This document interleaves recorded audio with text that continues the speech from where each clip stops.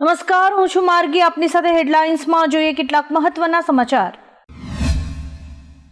જો તમે નાના પાયે બિઝનેસ ચલાવો છો તો એસબીઆઈ તમારા માટે એક ઓફર લઈને આવી છે. માત્ર 15 જ મિનિટમાં આપને લોન મળશે. દેશની સૌથી મોટી સરકારી બેંક એસબીઆઈએ એસએમઈને સુવિધા આપવા માટે એક નવું અભિયાન શરૂ કર્યું છે. સ્ટેટ બેંક ઓફ ઇન્ડિયાએ તેનું નામ MS સહજ રાખ્યું છે. આ અભિયાન હેઠળ નાના ઉદ્યોગોને માત્ર 15 જ મિનિટમાં એસબીઆઈ પાસેથી લોન મળશે. અમેરિકાના ઉપરાષ્ટ્રપતિ કમલા હેરિસ આ વખતે ડોનાલ્ડ ટ્રમ્પ સામે રાષ્ટ્રપતિ પદના ઉમેદવાર હોઈ શકે છે. તેમણે ગુરુવારે રાહુલ ગાંધી સાથે ફોન પર વાત કરી હતી. જો કે શું વાતચીત થઈ તેની કોઈ જ માહિતી સામે નથી આવી. ઉલ્લેખનીય છે કે અમેરિકામાં જો બાઇડનને રાષ્ટ્રપતિ પદેથી હટાવવાની માંગ સાથે તેમની જગ્યાએ કમલા હેરિસના નામનો પ્રસ્તાવ લાવવાની માંગણી કરવામાં આવી રહી છે. નેપાળમાં પ્રધાનમંત્રી પુષ્પકમલ દહલ ઉર્ફે પ્રચંડને મોટો ઝટકો લાગ્યો છે. આપણે જણાવી દઈએ કે તેઓ સંસદમાં વિશ્વાસનો મત હારી ગયા છે. 19 મહિના સત્તામાં રહ્યા બાદ હવે તેમણે આ પદ છોડવું પડ્યું છે. શુક્રવારે સંસદમાં મતનું પરીક્ષણ કરવામાં આવ્યું હતું, જેમાં તેઓ હારી ગયા હતા અને પદ પરથી રાજીનામું આપ્યું હતું. છૂટક મોંઘવારી દર ફરી એકવાર 5% પાર થઈ ગયો છે. ખાદ્ય ચીજ વસ્તુઓના ભાવમાં વધારાને કારણે છૂટક મોંઘવારી દર વધ્યો છે. જૂન 2024માં છૂટક ફુગાવાનો દર 5.8% હતો, જે મે 2024માં 4.80% હતો. ખાદ્ય મોંઘવારી દરમાં વધારો થયો છે અને તે 9%ને પાર કરી ગયો છે. ખાદ્ય ફુગાવાનો દર જૂનમાં 9.36% હતો, જે મે મહિનામાં 8.83% હતો. ક્લાસ 1 અધિકારી કે જેઓ નાયબ વન સંરક્ષણ અધિકારી તરીકે દાહોદમાં ફરજ બજાવી રહ્યા હતા, તેમણે કોઈ અગમ્ય કારણોસર માથે બંદૂક મૂકીને આપઘાત કર્યો હતો. જેની જાણ થતાં ઉચ્ચ પોલીસ અધિકારીઓ ઘટના સ્થળે પહોંચી ગયા હતા અને આગળની તપાસ હાથ ધરી છે. રમેશ પરમાર મોડી રાતે જમીને ગોદી રોડ નજીક અંબિકા સોસાયટીમાં આવેલા તેમના ઘરે આવ્યા હતા. ત્યારબાદ બંદૂકના ધડાકાનો અવાજ થતાં સ્થાનિક અને પરિવારજનો દોડી આવ્યા હતા અને તેમને મૃત જાહેર કરાયા હતા. કોંગ્રેસ નેતા શક્તિસિંહ ગોહિલે દાવો કર્યો છે કે શ્રીલંકાના પ્રવાસે ગયેલા 15 ગુજરાતીઓને કોલંબો રિમાન્ડ પ્રિઝન ખાતે કેદ કરાયા છે. આ જ રીતે બાલાસિનોરના પણ યુવાનોને સારી નોકરી આપીશું એમ કહીને થાઇલેન્ડ બોલાવી ત્યાંથી હાઈજેક કરી મ્યાનમાર લઈ જઈને ગોંધી રાખવામાં આવ્યા છે. તેમણે વિદેશ મંત્રાલય, એમ્બેસી તથા વડાપ્રધાનને ઈમેલ દ્વારા વિનંતી કરી છે કે આ બાબતે તાત્કાલિક કાર્યવાહી કરવામાં આવે. સુપ્રીમ કોર્ટે શંભુ બોર્ડર પર લગાવેલા બેરિકેડ્સને હટાવવાનો નિર્દેશ આપતા હરિયાણા સરકારને ફટકાર લગાવી હતી. મહત્વપૂર્ણ ટિપ્પણી કરતા કોર્ટે રાજ્ય સરકારને પૂછ્યું કે તમે હાઈવે કેવી રીતે બ્લોક કરી શકો છો. અમે કહી રહ્યા છીએ કે અંબાલા નજીક શંભુ બોર્ડર પર લગાવવામાં આવેલા બેરિકેડ્સ હટાવો. ઉલ્લેખનીય છે કે હાલમાં જ પંજાબ હરિયાણા હાઈકોર્ટે બેરિકેડ હટાવીને શંભુ બોર્ડર ખોલવાનો આદેશ આપ્યો છે. GMERS મેડિકલ કોલેજમાં ફી વધારો પાછો નહીં ખેંચાય તો ઉગ્ર આંદોલનની ચીમકી ઉચ્ચારવામાં આવી છે. ફીમાં 2 લાખનો વધારો કરીને 5.5 લાખ રૂપિયા કરી દેવાય છે, જેથી વિદ્યાર્થીઓમાં ભારે રોષ ફાટી નીકળ્યો છે. અખિલ ભારતીય વિદ્યાર્થી પરિષદે ફી વધારા સામે વિરોધ નોંધાવવાના ભાગરૂપે રાજ્યભરની GMERS સંચાલિત મેડિકલ કોલેજીસમાં આવેદનપત્ર આપ્યું છે. પૂર્વ કેન્દ્રીય મંત્રી અને બીજેપીના નેતા સ્મૃતિ ઈરાનીએ અભદ્ર ટિપ્પણી કરનારાઓને ચેતવણી આપતા રાયબરેલીના સાંસદ રાહુલ ગાંધીએ કહ્યું કે તેઓએ આવું બિલકુલ ન કરવું જોઈએ.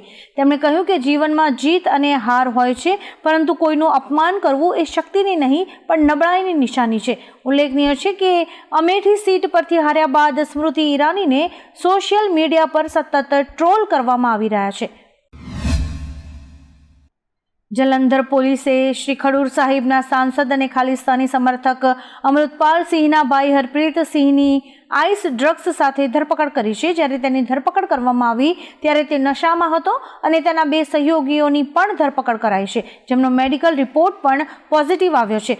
ઉલ્લેખનીય છે કે અમૃતપાલ સિંહ અત્યારે જેલમાં છે અને ત્યાંથી તે લોકસભાની ચૂંટણી લડ્યો પણ હતો અને જીતી પણ ગયો છે. આંધ્રપ્રદેશના પૂર્વ મુખ્યમંત્રી વાયએસ જગનમોહન રેડ્ડી, તત્કાલીન CID chief PV Sunil Kumar અને તેમના ઇન્ટેલિજન્સ ચીફ પીએસઆર અંજનેયુલુ વિરુદ્ધ ફોજદારી કેસ નોંધવામાં આવ્યો છે. ગુંટૂર પોલીસે વર્તમાન ધારાસભ્ય અને તત્કાલીન સાંસદ રઘુરામ કૃષ્ણમ રાજુની ફરિયાદના આધારે એફઆઈઆર નોંધી છે. સીઆઈડી ઓફિસમાં તેમને બેલ્ટ અને લાકડીઓ વડે માર માર્યો હોવાનો તેમણે આક્ષેપ કર્યો છે. વડોદરા હરણી બોટ દુર્ઘટના મામલે મોટા સમાચાર સામે આવ્યા છે. એડવોકેટ જનરલે હાઈકોર્ટમાં જણાવ્યું હતું કે સનરાઈઝ સ્કૂલ દ્વારા પ્રવાસ માટે મંજૂરી લેવામાં આવી ન હતી. આવી પ્રવૃત્તિ કરાય ત્યારે તેમણે પૂર્વ મંજૂરી લેવી ફરજિયાત હોય છે. સામે આવેલી માહિતી અનુસાર પીડિત પક્ષ વતી કરાયેલી અરજી હાઈકોર્ટે માન્ય રાખી હતી. મેસર્સ કોટિયા પ્રોજેક્ટને પક્ષકાર તરીકે જોડવામાં આવ્યા છે અને સનરાઈઝ સ્કૂલને પણ પક્ષકાર તરીકે જોડવામાં આવી છે. બોલિવૂડ અભિનેતા અક્ષય કુમાર કોરોનાની ચપેટમાં આવી ગયો છે. કોરોનાને કારણે તે અનંત અંબાણી અને રાધિકા મર્ચન્ટના લગ્ન સમારોહમાં હાજર નહીં રહી શકે. મળતા અહેવાલ અનુસાર છેલ્લા 2 દિવસથી અક્ષય કુમારની તબિયત સારી ન હતી. તેમણે ટેસ્ટ કરાવ્યો અને તે કોરોના પોઝિટિવ નીકળ્યો. કોવિડ થતાં તે આઇસોલેટ થઈ ગયા છે અને ડોક્ટર્સની સલાહ પર ધ્યાન આપી રહ્યા છે અને સાવચેતી રાખી રહ્યા છે. બીસીસીઆઈએ ટીમ ઇન્ડિયાના મુખ્ય કોચ ગૌતમ ગંભીરને મોટો ઝટકો આપ્યો છે. મીડિયા રિપોર્ટ્સ અનુસાર બીસીસીઆઈએ બોલિંગ કોચ અને ફિલ્ડિંગ કોચ માટે ગંભીરની પહેલી પસંદને ફગાવી દીધી છે. ગંભીરે વિનય કુમારને બોલિંગ કોચ અને જોન્ટી રોડ્સને ફિલ્ડિંગ કોચ બનાવવામાં રસ દાખવ્યો હતો, પરંતુ બોર્ડ તેના માટે તૈયાર નહોતું. એવું કહેવામાં આવી રહ્યું છે કે બીસીસીઆઈ સ્થાનિક સ્ટાફ સાથે જ આગળ કામ કરવા માંગે છે.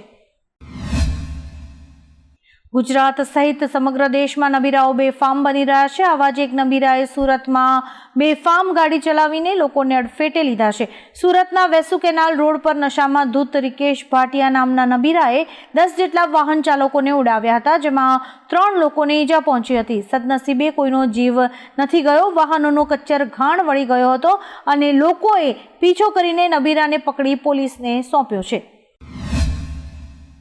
અમદાવાદમાં આવેલી શાંતિ એશિયાટિક સ્કૂલમાં ગઈકાલે આગ લાગી હતી. શાળાના એસીમાં બ્લાસ્ટ થયો હતો. આ વાત શાળાએ વાલીઓથી છુપાવી હતી. ઉપરાંત કંઈ જ ન થયું હોવાનું નાટક રચ્યું હતું. જોકે આજે વાલીઓએ શાળાએ પહોંચીને આ મુદ્દે હોબાળો મચાવ્યો છે, તો સાથે જ ડીઈઓની ટીમ પણ શાળાએ પહોંચી હતી. હોબાળા બાદ શાળાએ પોતાની ભૂલ અને આગ લાગવાની વાત સ્વીકારી હતી. 8 જુલાઈએ કઠુઆમાં સેનાના કાફલા પર થયેલા આતંકવાદી હુમલા દરમિયાન જવાનોએ આતંકીઓ પર 5000 રાઉન્ડ ગોળીબાર કર્યો હતો. તપાસ અધિકારીઓએ કહ્યું, જ્યારે આતંકવાદીઓએ હુમલો કર્યો ત્યારે જવાનોએ લગભગ 5000 રાઉન્ડ ફાયરિંગ કર્યું, જેના કારણે આતંકીઓ ડરીને ભાગી ગયા હતા. સૈનિકોની હિંમતથી જ તેમના ઘાયલ સાથીદારોને બચાવી શકાયા છે, અન્યથા વધુ જીવ ગયા હોત. હવે તમને ફ્લાઇટમાં મુસાફરી કરતી વખતે તમારો સામાન ખોવાઈ જવાનો ડર નહીં રહે, કારણ કે એર ઇન્ડિયાએ ગુરુવારથી રિયલ ટાઈમ બેગેજ ટ્રેકિંગ સેવા શરૂ કરી છે. આ માટે કંપનીએ તેની ઓફિશિયલ વેબસાઇટ અને એપ પર બેગેજ ટ્રેકિંગ ફીચર એડ કર્યું છે, જેના દ્વારા મુસાફરો તેમના સામાનને લાઈવ ટ્રેક કરી શકશે. સામાન ખોવાઈ જવાની ફરિયાદોને ઉકેલવાના ઉદ્દેશ્યથી આ સુવિધા શરૂ કરાઈ છે. આજે પણ રાજ્યના ઘણા વિસ્તારમાં વરસાદની આગાહી છે, ત્યારે રાજ્યમાં છેલ્લા 24 કલાકમાં 117 તાલુકામાં વરસાદ પડી ચૂક્યો છે. દરમિયાન સૌથી વધુ વલસાડના ઉમરગામમાં અને સુરતના કામરેજમાં 3 ઇંચથી વધુ વરસાદ પડ્યો છે. સુરત, બોરસદ અને વાપીમાં 3 ઇંચ, 5 તાલુકામાંથી 2 ઇંચથી વધુ અને 18 તાલુકામાં 1 ઇંચથી વધુ વરસાદ નોંધાયો છે. અમુક તાલુકાઓમાં તો મેઘરાજાએ ધોધમાર એન્ટ્રી મારી છે. પાકિસ્તાન ક્રિકેટ ટીમના પૂર્વ કેપ્ટન શાહિદ આફ્રિદીએ વિરાટ કોહલી અંગે મોટું નિવેદન આપતા કહ્યું છે કે જો વિરાટ પાકિસ્તાન આવશે તો તે ભારતની મહેમાનગતિ ભૂલી જશે. પાકિસ્તાનમાં તેના ઘણા ચાહકો છે અને અમે તેને અહીં મેચ રમતા જોવા માટે ઉત્સુક છીએ. ચેમ્પિયન્સ ટ્રોફી પાકિસ્તાનમાં યોજાવાની છે, પરંતુ બીસીસીઆઈ ભારતની મેચ પાકિસ્તાનને બદલે શ્રીલંકા અથવા દુબઈમાં યોજવા માટે આઈસીસી સાથે વાત કરી શકે છે. એપલે આઈફોન પર પેગાસસના જેવા સ્પાયવેર એટેકનું જોખમ વ્યક્ત કર્યું છે. કંપનીના જણાવ્યા અનુસાર મર્સનરી સ્પાયવેર દ્વારા આઈફોન યુઝર્સને ટાર્ગેટ કરવામાં આવી રહ્યા છે. આના દ્વારા આઈફોન એક્સેસ કરવાનો પ્રયાસ કરવામાં આવી રહ્યો છે. આ અંગે એપલે ભારત સહિત 98 દેશોમાં પોતાના યુઝર્સને ચેતવણીનો મેલ મોકલ્યો છે. આ પહેલા 11 એપ્રિલે કંપનીએ 92 દેશોમાં આઈફોન યુઝર્સને આવી જ ચેતવણી મોકલી હતી. આવા જ કેટલાક રસપ્રદ સમાચારો નિહાળવા માટે અમારી YouTube ચેનલને લાઇક, શેર અને સબસ્ક્રાઇબ કરો અને જોતા રહો હેડલાઇન્સ.